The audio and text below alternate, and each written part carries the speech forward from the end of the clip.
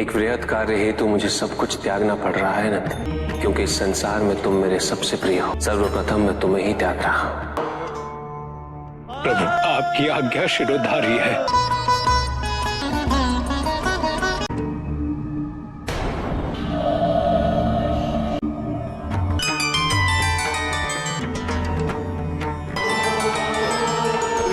अब समय आ गया है, मुझे आप दोनों से विदाई लेनी होगी। मेरे पुनः लौटने तक आप दोनों मेरे इसी प्रतिरूप पर विश्राम करो।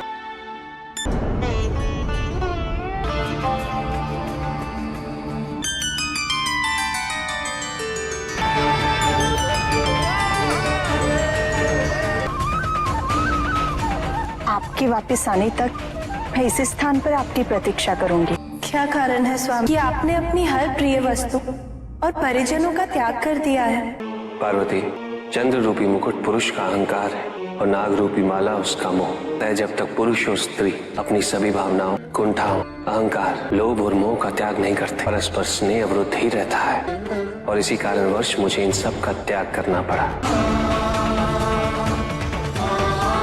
आपका कथन सर्वथा उचित है स्वामी। पुरुष और प्रकृति का मिलन नैसर्गिक अवस्था में ही होना चाहिए। आप प्रस्थान करें।